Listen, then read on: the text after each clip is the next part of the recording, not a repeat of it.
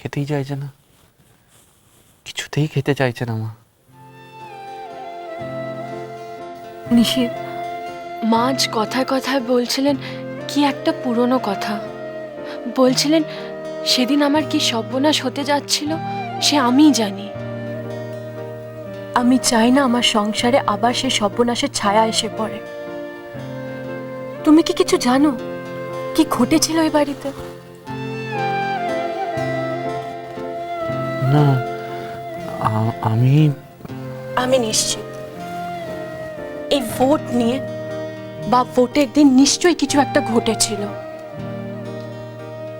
মা তোমাদের যখন কিছু বলেননি তখন আমাকেও কিছু বলবেন না, কিন্তু সেই ঘটনাটা মায়ের মনের মধ্যে একটা ভয় তৈরি করে রেখেছে। তোমরা হয়তো তখন খুব ছোট ছিলে বা হওনি, তখনকার একটা ব্যাপার, কিন্তু সেটা এতটাই সাংঘাতিক যে মা আজও সেই কথা ভাবলে ভয় পান। নিশিত, বাবা এসো না। তুমি তোদের সঙ্গে আমার আমার কিছু কথা আছে। হ্যাঁ, বলো না। আর তুমি তুমি তুমি আগে এসো, এখানে বসো। নিশিত, তোর মা যে আচরণটা করলো নিশ্চয়ই তোর খুব খারাপ লেগেছে। বড় বৌমা, তোমার এই শাশুড়িমার ব্যবহার নিশ্চয়ই তোমার কাছে খুব অদ্ভুত লেগেছে, তাই না? কিন্তু মা, মানুষটাকে তো অনেক দিন হলো দেখছো, এটুকু তো বুঝতে পারছো যে মানুষটা মনের দিক থেকে খারাপ নয়। বাবা, আপনার ছেলেকে আমি এই কথাটাই বলছিলাম। মায়ের জীবনে নিশ্চয়ই এরকম কিছু একটা ঘটনা ঘটেছিল যাতে ওনার মনের মধ্যে এরকম একটা আতঙ্ক তৈরি হয়ে আছে। তুমি বুদ্ধিমতী বড় বৌমা, তাই ঠিক আসল জায়গাটাতেই তুমি ধরেছ। তোমরা জানো না, জানার কথাও নয়, সে অনেক কাল আগের কথা, বুঝলে বড় বৌমা? এই নিশিত তখন 2 বছরের, এতটুকু। তো ভোটের দিন ভোট দিতে গেছি, বুঝলে তো। সেবার বুঝলে ভোটে না খুব ঝামেলা হয়েছিল। হ্যাঁ, মারপিট, খুন জখম, বোম মারামারি, সাংঘাতিক কাণ্ড। 3 ঘন্টা লাইনে দাঁড়িয়ে অবশেষে বুঝলে ওই বুথের মধ্যে ঢুকলো। ঢুকে কি কাণ্ড দেখি জানো? এই কোন একটা পার্টির অনেক লোক, তারা সবাইকে ওই ঘাট ধরে তাদের পার্টিতে ভোট দিতে বলছে। আর আমার তখন তো অনেক কাল আগের কথা, হ্যাঁ, তখন রক্ত গরম। হ্যাঁ, আমি তো বললুম না, ওই যে ডাম্বেল ভাজার কথা বলছিলাম না, এই হলো সেই সময়। আমি তো খুব রেগে গেলাম, কি বললুম না, আমি আমি তোমাদের ভোট দেবো না, কবি নেই।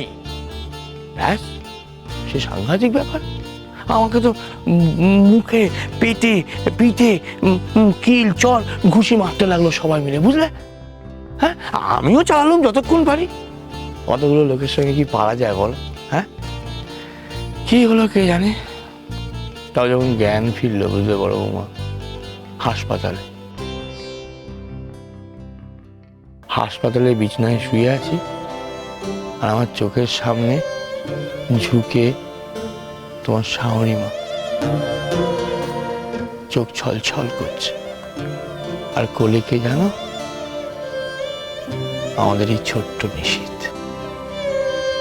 7 দিন জ্ঞান ফেরেনি, ওই হাসপাতালে ছিল। হ্যাঁ, একেবারে জমি মানুষে টানাটানি, ডাক্তারও তো একেবারে জবাব দিয়ে দিয়েছিল। হ্যাঁ, তা তোমার শাশুড়ি মার ঘরে তো অনেক ঠাকুর দেবতার সহাবস্থান, তা তাদের আশীর্বাদের জোরেই হয়তো সেই যাত্রায় আমি বেঁচে ফিরেছিলাম। তারপর থেকেই না এই মানুষটা একেবারে অন্যরকম হয়ে গেল, বুঝলে? এরকম ভীতু, লুকিয়ে থাকা মানুষ হয়ে গেল। কোন জায়গায় না সাহস করে আর যেতে পারি না, হাত কাঁপে, বুক ধরফর করে। মানে ওই বিশ্বাসটাই না একেবারে চলে গেল। একটা অকম্মা মানুষ হয়ে গেলাম আর কি। নইলে কি আর বাবার পরে মাত্র 13 বছর বয়সে নিশীথকে গিয়ে দোকানে বসতে হয়? বুঝলে বড় বৌমা, সেই ভোট হলো গিয়ে আমাদের এই বাড়িতে শেষ ভোট। তারপরের থেকে ভোট এলে ভোটের দিন এই বাড়ির কারুর বাইরে বেরোনো একেবারে নিষেধ। কেমন যেন হ্যাঁ একটা না আতঙ্ক থাকে মনে, তোমার শাওনি মার, আমার। বড় বৌমা, তোমার বাবা যা যা কথা বলেছেন সব কথা ঠিক। হ্যাঁ, একটা মানুষের মতো মানুষের কথা বলে। কিন্তু জানো তো, তোমার শাওরি মার কাছে ওই ভোট শব্দটা আর কিচ্ছু না। সেটা এমন একটা আতঙ্ক যে 30 বছর হয়ে গেল এতটুকু কমে। আমি বলি কি বড় বৌমা, তোমার শাওরি মাকে ভুল বোঝো না। হয়তো আমার মতো একটা অপদার্থ মানুষটার জন্য সংসারের এই হাল। তোমার শাওরি মা কিন্তু সেরকম ভাবেই ভাবে, আমার জন্য না, সকলের জন্য ভাবে। হয়তো নিজের মতো করেই ভাবে, কিন্তু যেটা ভাবে না এ বাড়ির সকলের মঙ্গলের জন্য ভাবে।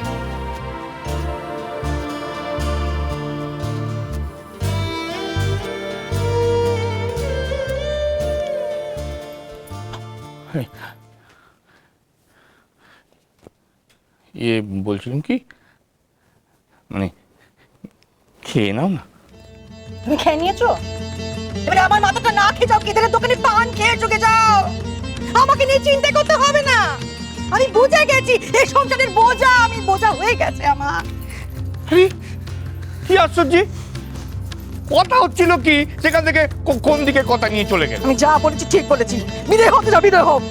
এই দেখো, শোনো না থাকবো আমি।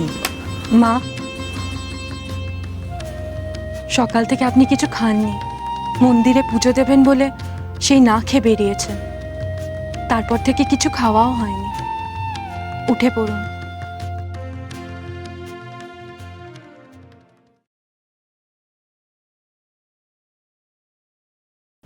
মা খেয়ে নিন। একবার তো বলেছি খাবো না, কথা কানে যায় না। এখন যাও, বিরক্ত করো না আমাকে। মা, মা গো, সেই কখন থেকে তুমি? বারবার একই কথা বলে কেন বকাচ্ছিস আমাকে? আমি খাবো না, তোরা খেয়েছিস তো, ব্যাস, আমাকে নিয়ে আর ভাবতে হবে না।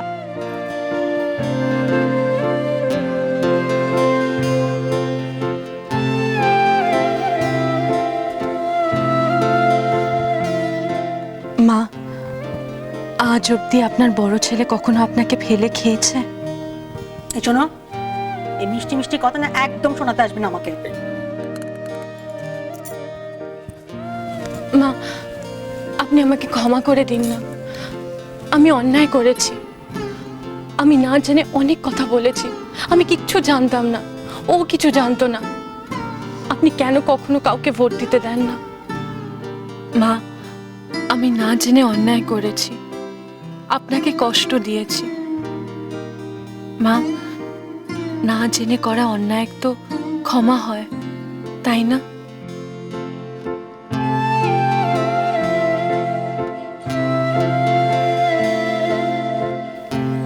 অত বালতি জল ভরতে আমার যত না কষ্ট হয়েছে, তার থেকে আরো অনেক বেশি কষ্ট হবে যদি আপনি আমাকে ক্ষমা না করেন, যদি আপনি খাবার না খান।